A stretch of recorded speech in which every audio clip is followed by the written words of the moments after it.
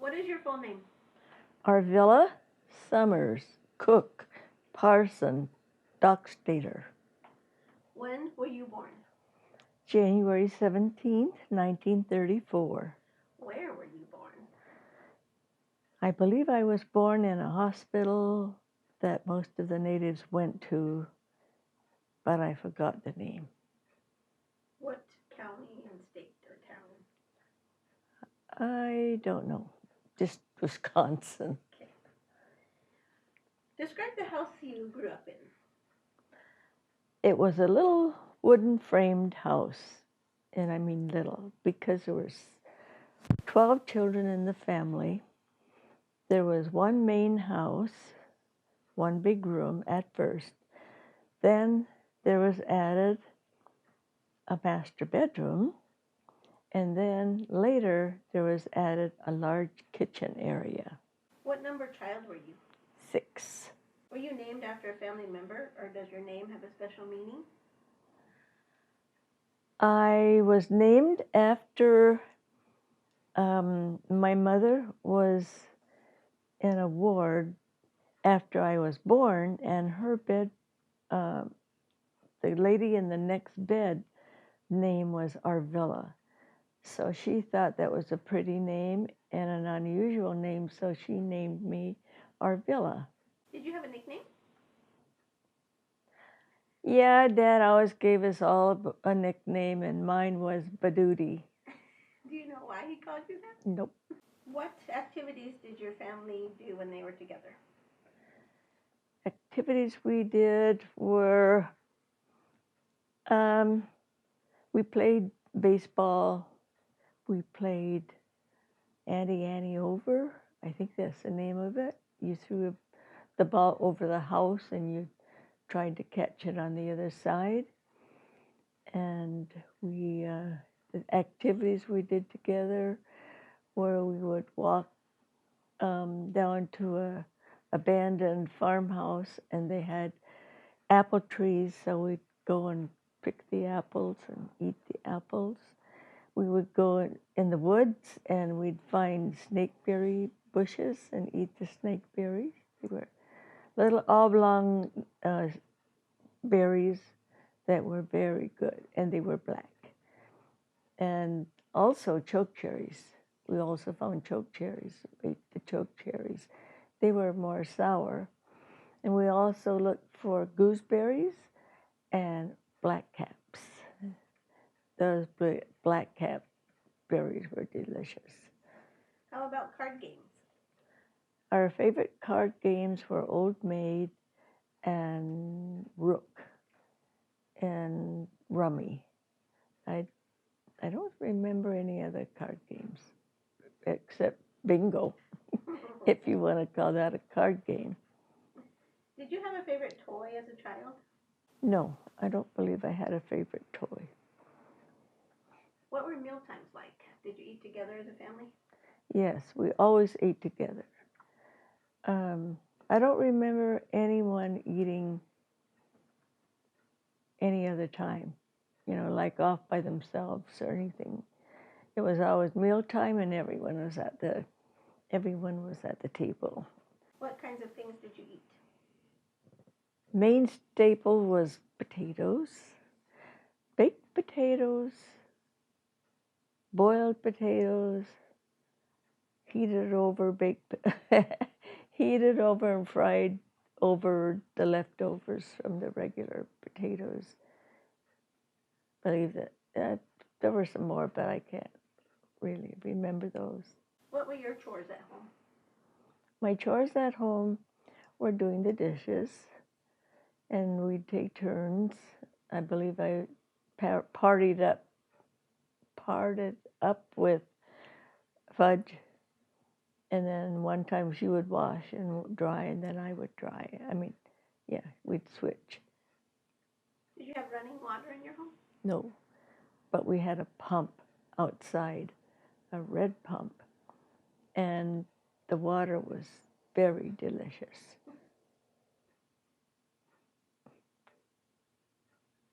Can you describe a typical day while growing up, like a school day? What was A it like? school day? Mm-hmm. Yeah, we'd get up and wash our face, get dressed, and walk to school. That would be in the spring or fall. But in the winter, we'd have to put our snowsuits on and our long brown stockings and our long um, underwear with the long legs and the long arms. What schools did you attend? Grade school, Silvery Summit. Middle school, Washington Junior High in Green Bay. And East High School in Green Bay. And how did you get to school? Walk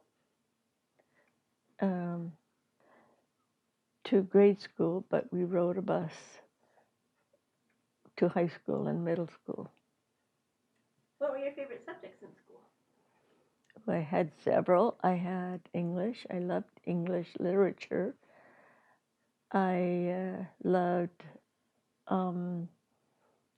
where you learned how to write sentences and stories. And I loved algebra. The most I did not like was home economics because the teacher was a real tall, tough-looking woman. And she had red hair, and it was piled on top of her head. And she had big teeth. And she always talked and talked and talked. And we wanted to hurry and get to our cooking because we rode the bus, and if we didn't get the bus in time, we would have no way home. So one time she talked too long, and I noticed the time. So I left and let the other girls clean up. So the next the next day she was ready for me and gave me a scolding for going home early before everything was ready. And she sent me to the principal's office. So I told the principal what was wrong, and he said, well, just try not to be late again. And I said, okay. What did you want to be when you grew up? I really didn't know what I wanted to be, except I felt sorry for the poor people of the world. Didn't realize I was one of them. But I wanted to go to Cuba or some foreign land to be a teacher so I could teach them. Did you play any sports in school? I was asked to be on the boys' softball team when there weren't enough boy players. And me and my friend, Nancy Skillendor, I believe her name was, and we'd take the boys' part. So I was a pretty good player. Did you work during high school? Yes, I did. I worked on the weekends. I would babysit and do ironing for my Aunt Mamie. No, not Mamie, Babe. Her name was Babe. And she had a relative that would come up from Chicago, and he looked like a gangster because he was always dressed in a really, really expensive suit and shoes, and then he'd give me $20 for babysitting for them. That when he was up there, that was like $100 now. Yeah. Did you have any favorite friends growing up here in Oneida? My very favorite was Lillian Summers. She and I were pals at school. We'd eat our lunch together. And she introduced me to the sweet-sour combination taste she would have summer sausage in one sandwich, and then she'd have strawberry jam in the other sandwich, and she'd take a bite of the one, then of the other. And so I tried it, and I really enjoyed it too. What would you and your friends do for fun? Well, I never went to anyone's friend. Yeah, I did too. But we had to walk, so we didn't visit each other too much, too often. But we'd play cards and, the card games, bingo, and what other things, Old Maid, or we'd just visit, just talk and laugh. Did you date in high school? Nope. Did you have a boyfriend in elementary school? Yes, he was a red-headed, freckle-faced, handsome or cute. I think he was German. And he apparently grew faster than his clothes because his pants always looked short.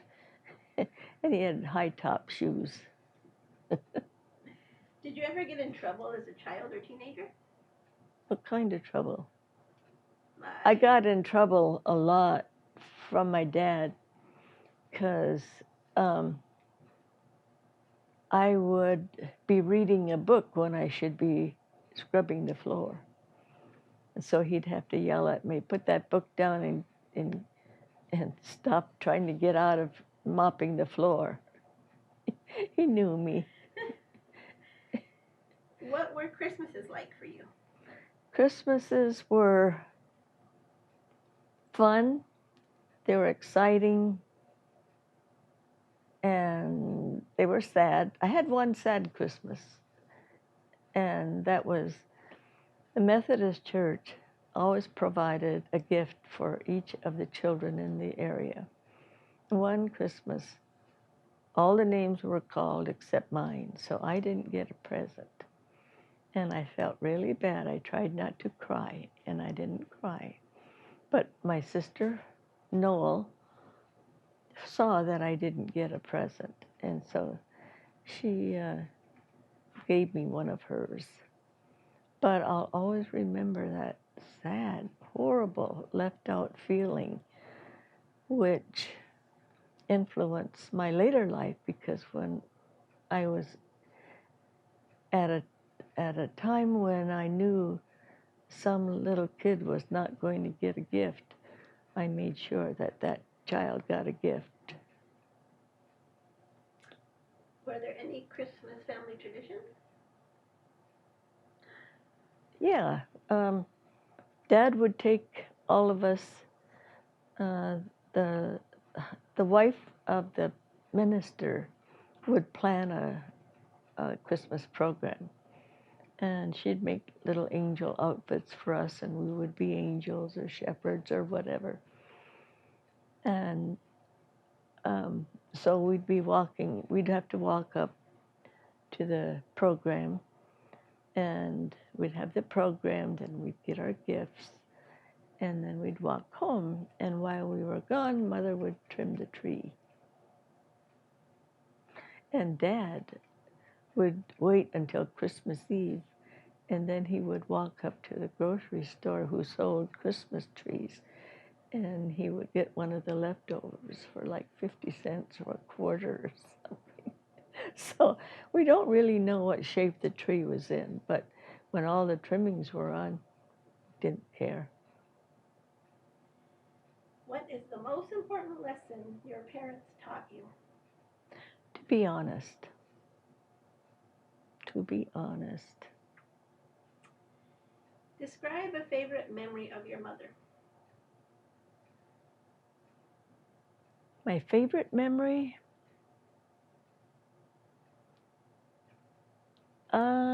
I think it would be when she would be cooking and baking and washing. She would be working hard and sweating, but she would she would never be mean to us. She might yell at us, but she wouldn't hit us. You know, she was always really busy. And later on, when we joined the LDS church, she would get dressed up as pretty as she could so she could go to church. And she had a trunk. And when anybody would give her something really pretty to wear, she wouldn't wear it. She would save it for best. And she'd put it in the trunk. Do you have a favorite memory of your dad? Yes, my favorite memory of Dad. I have two. He loved to garden, and he kept a good garden. And in his spare time, he would be working in the garden, and I would be out there working with him. We'd be hoeing the weeds, and he would be just talking and talking, telling me some of the Indian legends or stories, and telling some experiences he had, and giving me advice about life. And one of the advice he gave me was, don't trust anybody too far, because most of the time they were after their own personal welfare and trying to cheat other people. So be very careful who you dealt with. If you could speak to your parents again, what would you say to them or ask them? I would ask them why they didn't keep a diary, but I knew why they didn't. I mean, they didn't have money for bread, so why would they have money for a diary? But I guess that would be the biggest thing. I wished I knew more about my mother. I wish I knew her early life as much as she could remember. I know she was mistreated by her stepdad, and I know she was um, transferred around her relatives when she was very young. And I got the impression that she may have been an illegitimate child, and so tossed around from family to family until Dad married her at 16. She was 16 when she was married. And I believe Dad was 24 or 25. There was 9 years difference in their ages. Didn't seem to matter at all, though. How did you feel about being Indian growing up? It was an embarrassment. I didn't know I was Indian until I was in grade school, and there's a white woman there asking questions of all of us. And one day she was questioning me, and she said, well, now what tribe are you? And I said, what do you mean, what tribe? She said, what tribe of Indian are you? And I says, I don't know. I don't even know I was Indian. And she said, well, will you ask your parents? And I said, yes. And so when I got home, I asked Dad, what tribe are we? And he chuckled and he said, you're the Oneida tribe. And that's how I knew I was Oneida Indian. First time. I was about 7 or 8, too. How do you feel about it now? Right now, I feel that I'm really fortunate to be a native. But when I was a teenager, I was ashamed because the kids in school would always call us awful names and make fun of us, how we looked, and made fun of the Indians, period. And so I always tried to be as little Indian as I could possibly be, because that's what the teachers and other students around us when they would tease us and tell us, and make fun of us, I would try, like, they would call us black. And so in the summertime, I would try not to get any sunburn to get blacker. And but now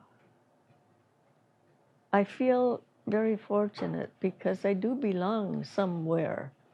And I don't know if the Germans feel the same way or all the other nationalities feel the same way. But when the missionaries from the Latter-day Saint Church came out from Utah, they told us that every living human being was a child of God. They were all brothers and sisters, although we were all different color and nationality, and that God expected us to love each other, even though we were different. But I know that didn't happen. So, um, yeah, it was. But there were days when I would try to think of what nationality I would be if I could change my nationality, and I'd go from one to the other, and I always find something wrong. And so I decided I'm okay where I am. Just wish I wasn't black. After high school, what did you do? After high school, I went immediately to the West because I joined the church, the LDS church, and I went to the school, the church school. That first year there was the funnest, the best year of my life. I went and had, I think there were 5 of us in one little house that we rented all together. There was one double bed, and then there were 2 bunk beds. So top, bottom, bunk beds, 2 of them, that's 4. And then there was must have been a twin bed, the regular bed. So that was 5. To this day, I don't know where we all hung our clothes. I just know that in those days, we didn't have a whole closet full of clothes and a change of clothes every day. So, and we all got along really well, except one of the girls was a born and raised Mormon or LDS.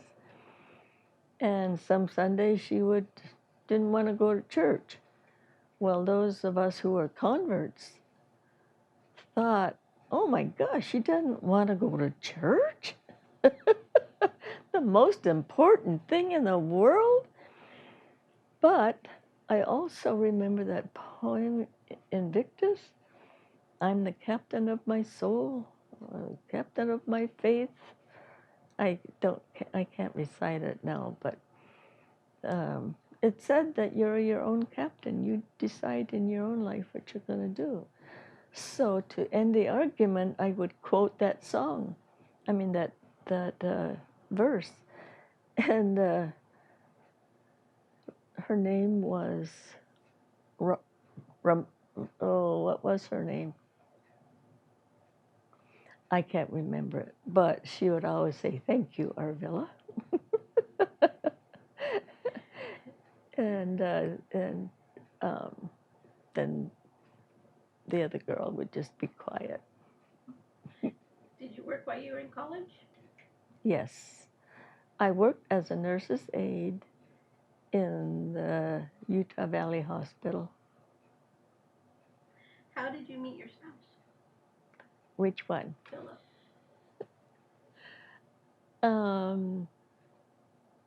I don't remember the exact moment, but I do remember going to stake conference. And after stake conference was over, all the students were walking back to their dorms. And Philip and this cute blonde was walking just ahead of us.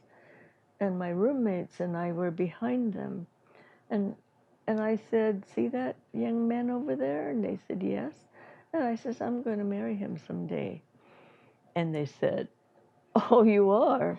And they laughed, and it came true. How did he ask you out? Or how did you get to know him? I got to know him because there was a Indian group that was forming on campus called the Tribe of Many Feathers. And so all the native students were invited to join that club. So I joined and he joined, along with Russ Burnham. And I thought they were the cutest, handsomest boys because they looked so different from the Navajo boys and the other tribal boys.